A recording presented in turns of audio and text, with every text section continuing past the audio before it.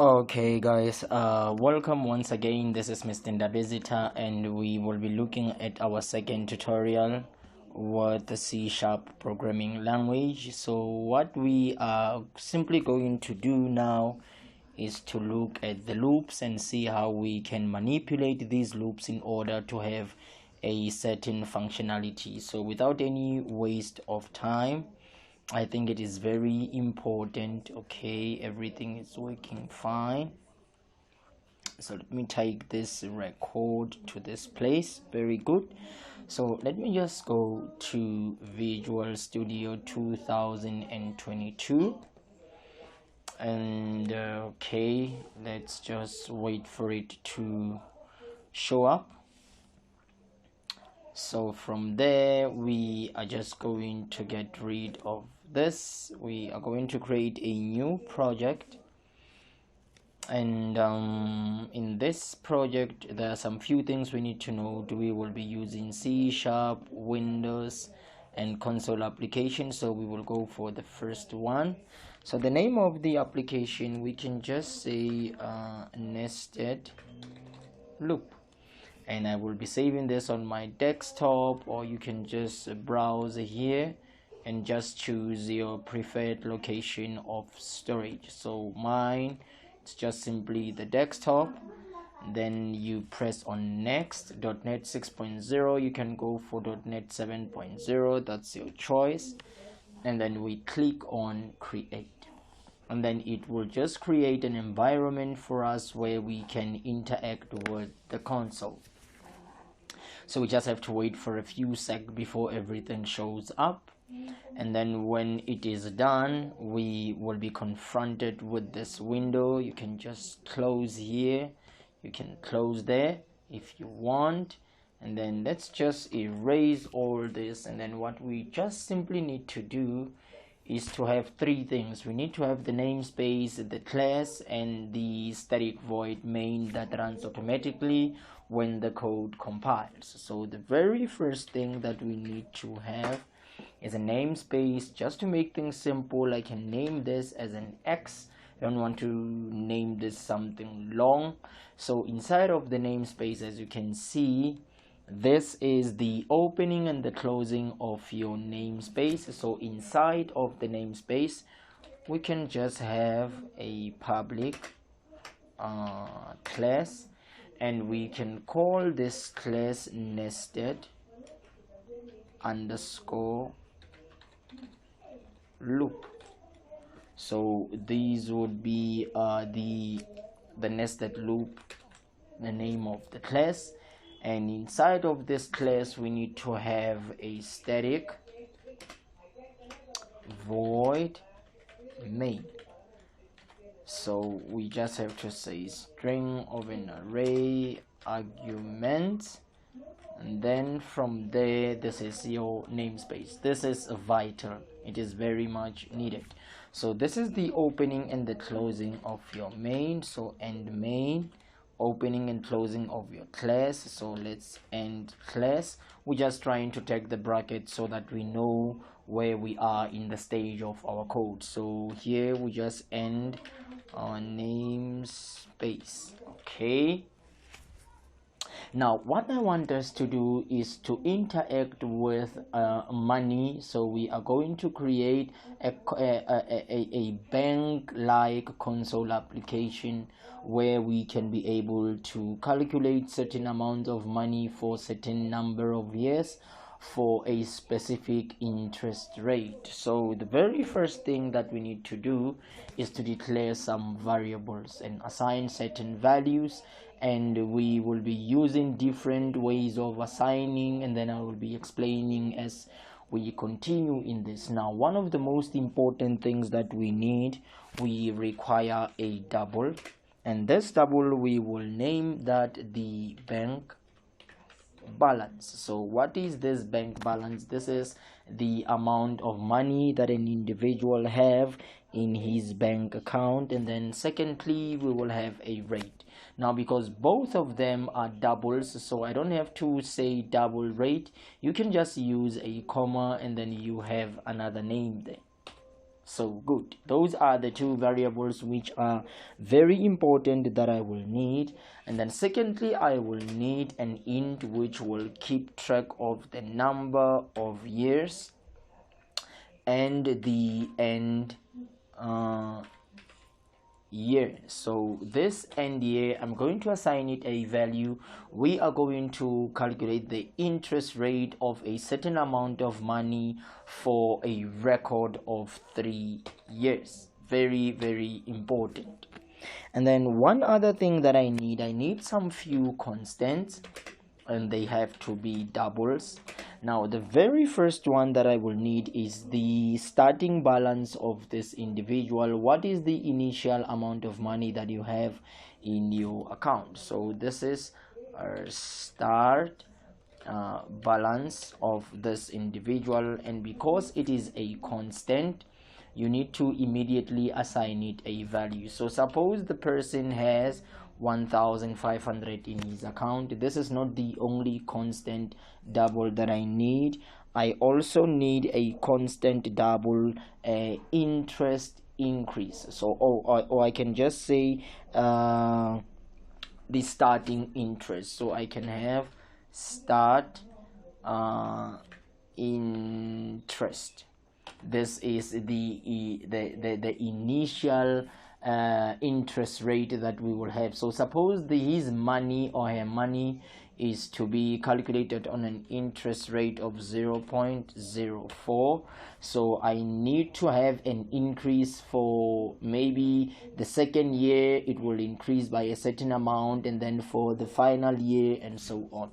So I can have the increase rate, and then this will be equals, let's allow it to increase by 0.02, and then finally I will have the final rate that I can just say this is equals to 0.08. So these are my constants. They will remain constant, they will not change throughout this code, hence they are constant, and you have to immediately assign them a value. For example, you cannot just come here and say that rate is equals to nothing. The compiler will complain, and when you hover over the error, it will say a constant field requires a value to be provided. Hence I have provided the values for all of them. So this is 0.08. Now the compiler is happy. Now and then, once all that has been done, now the other thing, okay, let me just correct something here. Because this number end year, it's never going to be altered in any way. So let me just say this is a constant int, and its end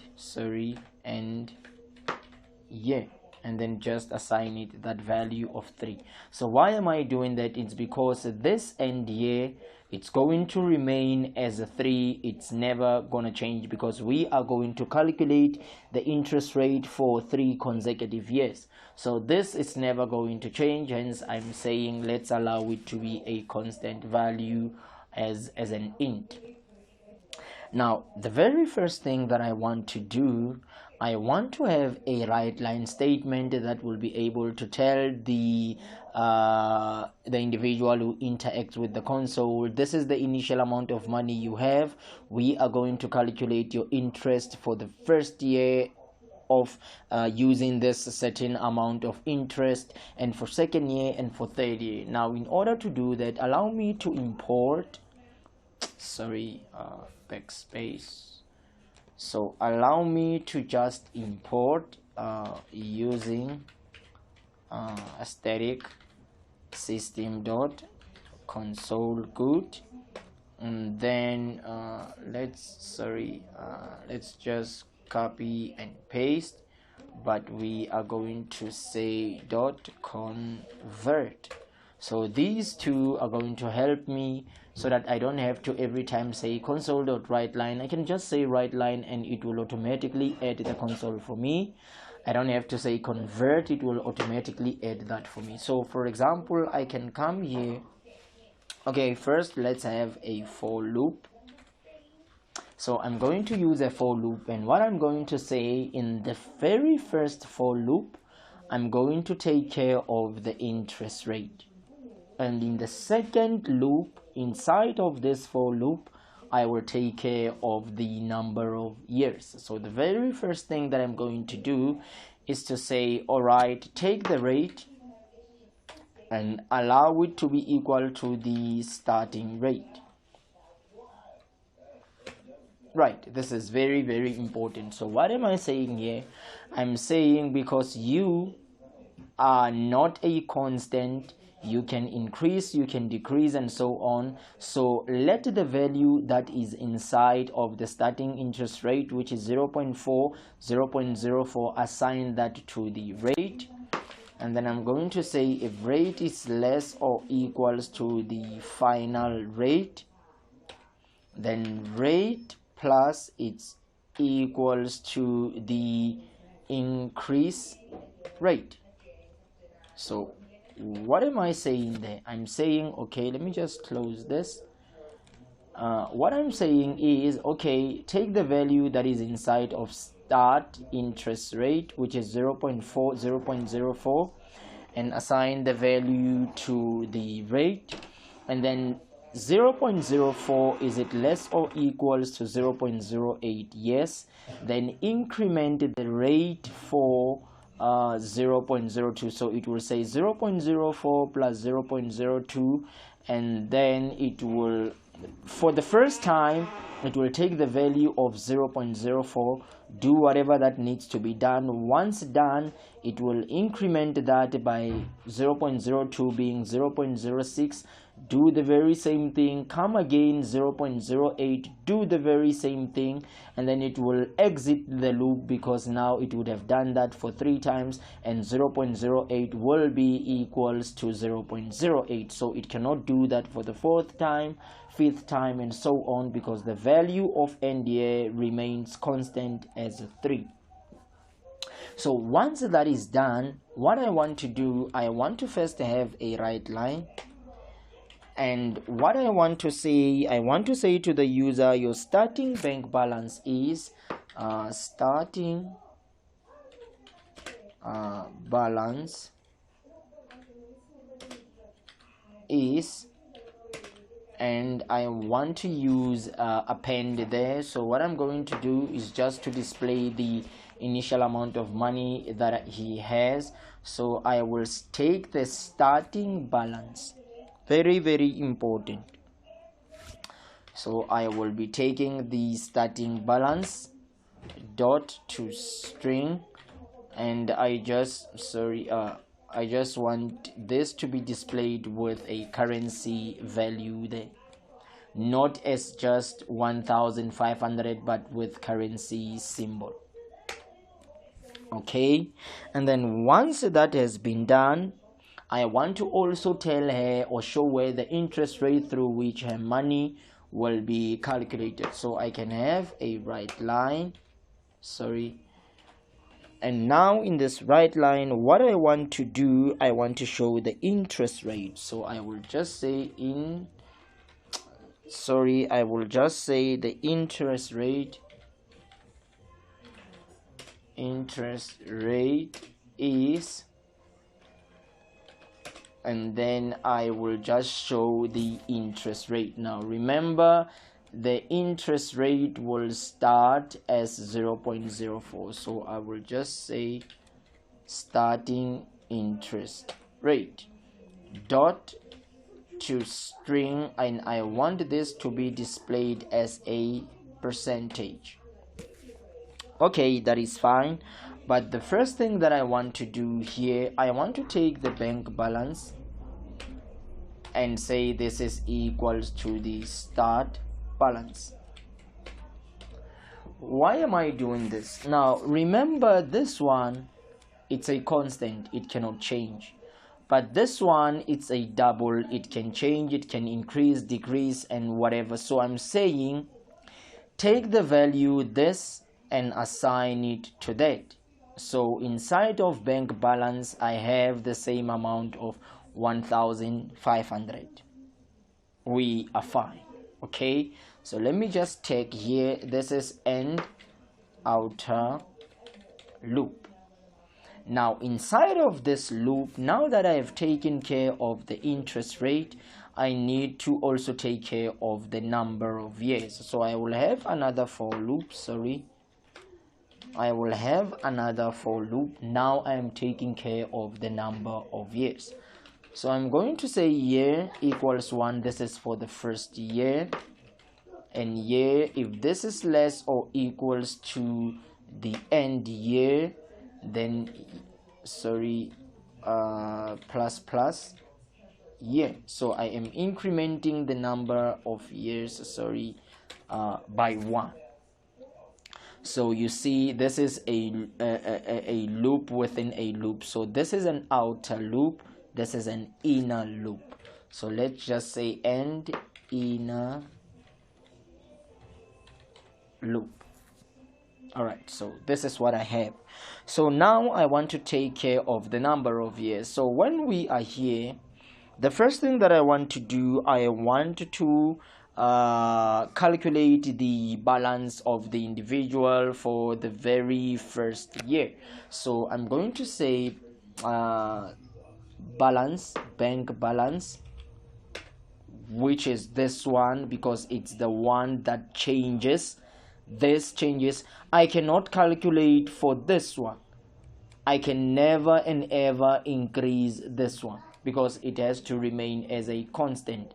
Hence I declared that bank balance there, and then I said for the first time the start balance equals the bank balance, because this is the one that I can manipulate. So bank balance is equals to the bank balance plus bank balance multiplied by the rate.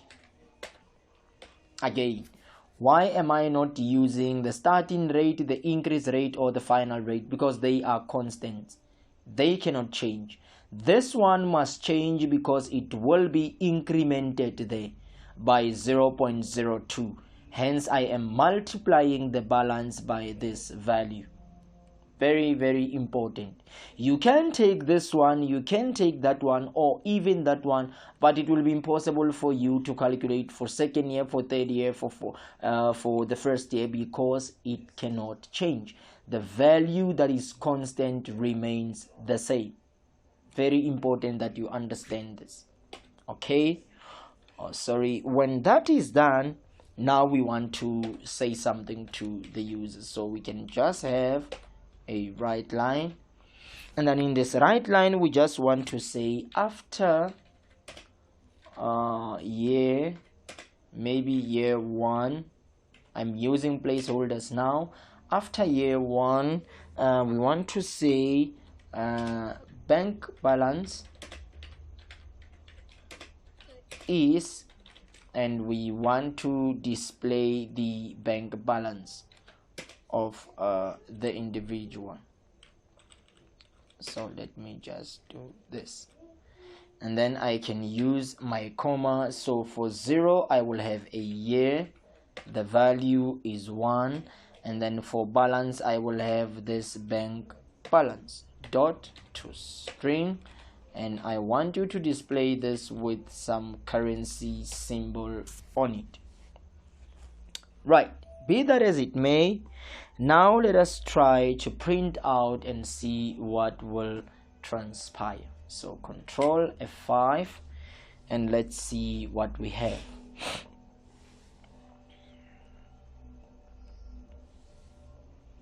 Let's just wait for the compiler to complete. Alright, let me just do this, and immediately I can notice a problem. You see, for the rate for year 1, it remains the same. Please, let's see, there's a mistake there, so let's just quickly go and fix that. Now look what is happening here. Starting balance is that, okay, that is fine. Interest rate is this. Now which interest rate is this one? It's a constant one, it can never change. We shouldn't be displaying this one, we should be displaying the rate here. So let's just fix that. So let's just fix that. Let's run our code and see if things have been fixed. Right, looks like something has been fixed. That is fine. So for the first time, the rate has a value of 0.04. So it enters inside of the loop. Okay, and then the balance is equals to the start balance. The first time it will say, let me just do this. It will say starting balance is, and it will take that value of 1.5 because this is what we have. There it is. And then it will say this money will be calculated on the interest rate of 4%. There we have it. And then now it comes to this line. Okay, let me just do this. And then now it comes to this line. It says after year one, bank balance is, now it has calculated what now? This calculation now. It took the 1.5 plus 1.5 multiplied by the rate, which is 0.04. So it said 1500 multiplied by 0.04 plus 1500 and assigned that value to balance. And this is the value that we have, 1560. It did this on the percentage of 4% for first year, for second year, and for third year. And then it now comes to the starting balance for year 2. Now all this was done for 4%, all this code for 4%, and then now it increments the value of rate by 0.02, giving us 6%, because 0.04 plus 0.06 0.04 plus 0.02 is 0.06, times that by 100 is 6%. Now it's going to calculate on an interest rate of 6% the value, the increase of that 1500, and then we get 1590 for first year, for second year, and for third year. When that is done, it increments the value of rate by 0.02, which now becomes 0.08, and then it's going to calculate the starting balance of 1500 at a percentage of 8%, and then it will do that for first year, second year, and third year. It's very, very important that we understand what is happening here. So this is what I wanted us to see, this is what I wanted us to share. And now that we have done this, I think that I am more than happy. So I will just simply see you in the next tutorial.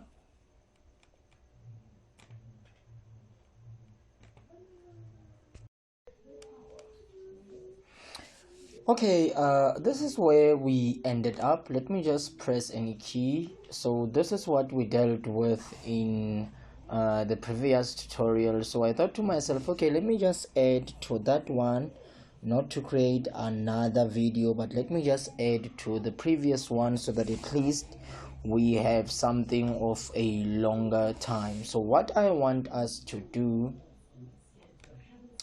is to just come here and say view solution explorer, and when we are there, I want us to right click on this and then just say let's have a new folder, add new folder, and we are going to call this folder total purchase.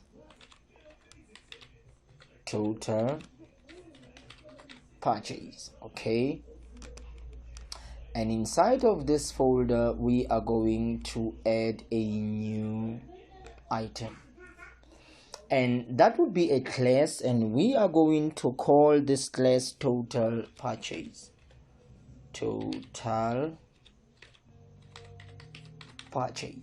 And let's just press on add.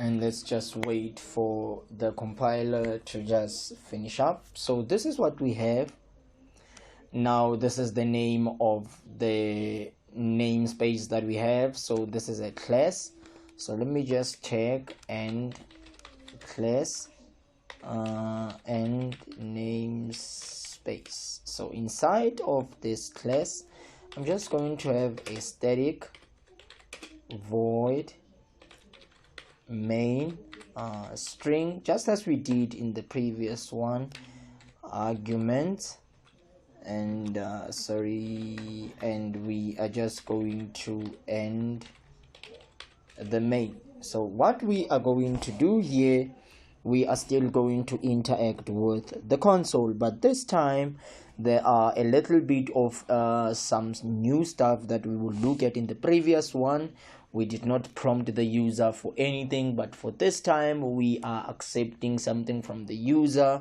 and adding to whatever that we have.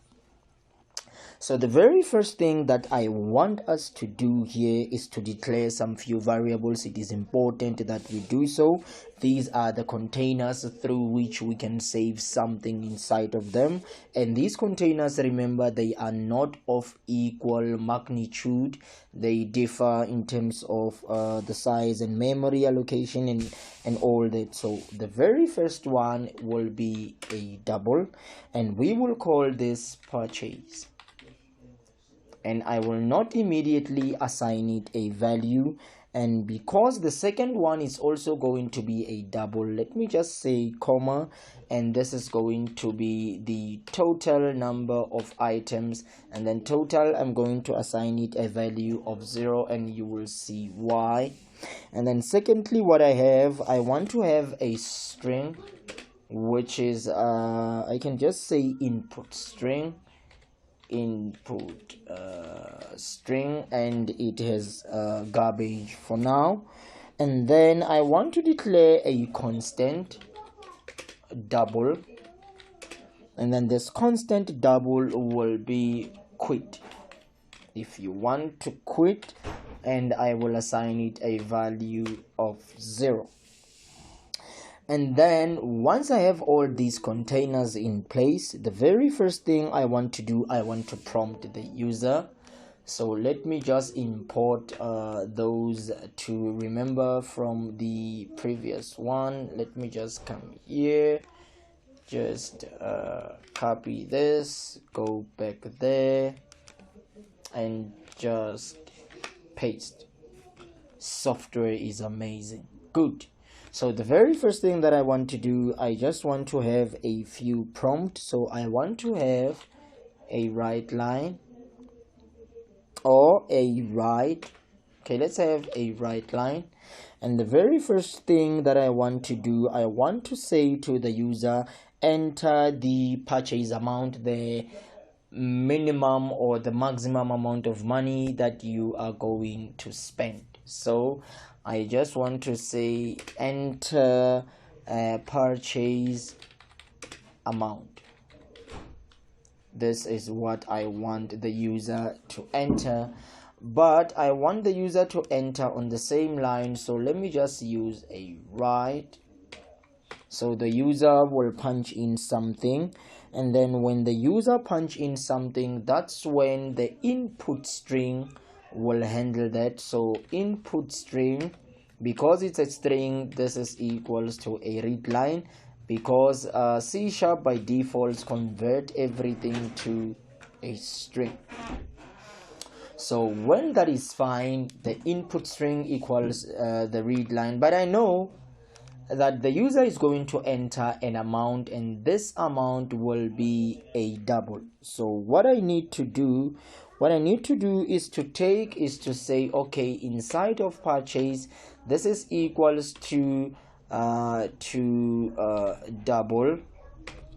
What am I converting to a double? The input string, because I know that the user is not going to type in a string here.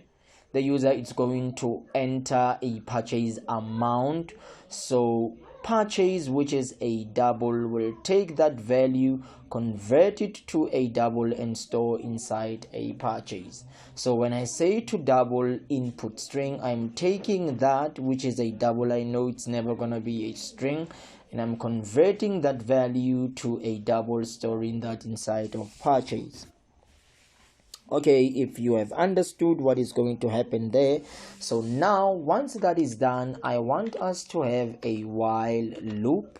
Remember, this is a loop, and we want to say as long as the purchase it's never equals to quit, then I want a certain functionality to happen. So as long as the purchase is not equals to quit, so what I want to do, I want to take that total plus it's equals to purchase. Now remember, the purchase is the amount, so for every time you enter the amount, I want to add that amount to the total. So total plus equals purchase simply tells you that whatever the purchase amount that you enter, I'm going to add that to total. So currently total is 0. So let me show you something. If I don't assign anything here, I just say total and it has no amount. Now look what it will say: use of unassigned local variable total. So you cannot do that. It cannot add to garbage. It has to add to something. So because for now the user has not yet entered the amount, hence we are saying let there be 0 in total. I hope that you understand all this. Now once we have added the amount of the user to the total, what is it that we want to do? We want to have a write line that says enter the next purchase amount or quit in order to exit the program. So I want to have a write line once again, and in this write line I want to say enter the next purchase amount. So enter the next purchase amount, and the user will enter that. So enter the next purchase amount or press quit to exit the program. Okay, that is fine. So this is a quit that we have as long as the purchase is not equals to this. So here I think we might have a problem. What if the user doesn't enter quit with Q as a capital letter, but the user does want to quit? So I need to take care of that. So while purchase is not equals to quit, or purchase is not equal to this quit, or purchase it's not equal to this quit. So what am I trying to do here? I am trying to do something now. Unfortunately it's not going to work because I said quit should be that value. So remember, I have assigned 0 to that. So I'm saying while purchase is not equals to quit, and quit is 0. So please be careful of that. So there's no need of me doing this. So let me just say it's not equals to quit. Right, sorry, I forgot that I have already assigned a value to that. So I'm saying while purchase is not equals to quit, and quit is 0. So when the user presses 0, so enter the next purchase or press quit. Should I say that? No, I shouldn't say quit. Enter the next purchase or press 0 to exit the program. This is exactly what I should say. So enter the next purchase or press 0 to exit the program. Okay, so the user will enter, remember, a 0, and then I'm saying now the input string is equals to a read line, because remember, read line. Okay, so remember the user is going to press a certain number and we need to store that number. So here I am overriding what I have inside of purchase. So I'm also saying purchase is equals to double, and what am I converting to double? The input string. So this is overriding, because I know initially it had an amount. So when I do this here, I am overriding input string and purchase in this code. This is what we call overriding, but I will show you as we continue what is going to happen here. So if the user enters that, then when I exit the while loop, now I want to display the total amount. So I just want to have a write line, and in this write line I want to say your total is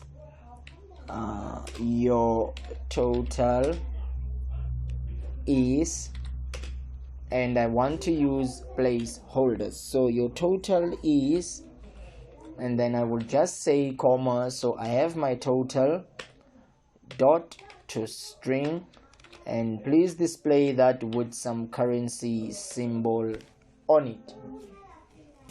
So this is exactly what I have. So let's just try to run the code. Before we can run the code, let's explain what is happening here.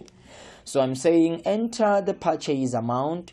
The user will enter that, and then I'm saying when he enters something, store that inside of input string. But I know that the user is never going to enter a string. The user is going to enter a number. So I'm saying purchase, which is a double. If the user enters a whole number, it will take that integer number and convert that to a double and store that inside of doubles. For example, if the user enters 10, it will say 10.00. That's fine, because remember, input by double returns a double. All right, so I'm saying while the purchase, what is purchase now? Remember, what is inside of purchase is what the user has entered. So while that amount of money, it's not equals to 0, because what is saved inside of quit is 0. So while the amount it's not equals to 0, then it will take that amount, it will say total plus equals purchase. Now what this means is that it will say the total is equals to the total plus the purchase. So it will say 0 plus the amount of money the user enters, and then store that inside of total. Once that is done, it will say enter the next purchase or press 0 to exit the program. So if the user doesn't enter 0, it will keep on doing this, because it's a while loop, until the user enters 0, and it will keep on adding that amount to purchase. Let's see how it will work. So if you press 0, it will now display the amount. So let's just run this and see what will transpire. So let's just wait for the compiler to finish up. Oh, there's a problem. Sorry, let me see what is wrong. Nothing is wrong, so control F5. There were building errors. Would you like to continue and run the last successful build? No.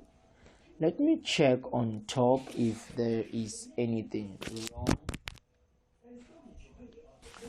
Let me just check if there is one error. Okay, there it is. Program has more than one entry point to define. So more than one entry point, meaning it refers to this. It refers to this main. But the namespaces are not the same. The namespaces are not the same. So the namespace here, it's X, and the namespace, okay, there are two mains. So what we can do, we can just get rid of this. Okay. All right. Now we are left with this one, so let's just try to run this. Control F5 and let's see if it will run. Oh, there it is. Very good. So it says enter the purchase amount. I don't like it like this. Let me just go and correct something. So we have that right, so let me just do this. And do we need some space? No, we don't. Let's run this once more. Enter the purchase amount. Suppose we enter for the first time 56. Then enter the next purchase amount or press 0 to exit. Now suppose I enter 4, because I know that 56 plus 4 should be 60. And then enter the next purchase or press 0 to exit. So when I press 0 and then I press enter, it should display 60 for me. Enter, and then your total is 60. All right, let's run this once more. Enter the purchase amount. Suppose I enter the purchase amount of 9, and then enter the next purchase amount or press 0 to exit. Let me press 0, and your total is $9. So the program is working very fine. So these were just a few things that I wanted us to look at in this second tutorial. So please be ready for the third tutorial.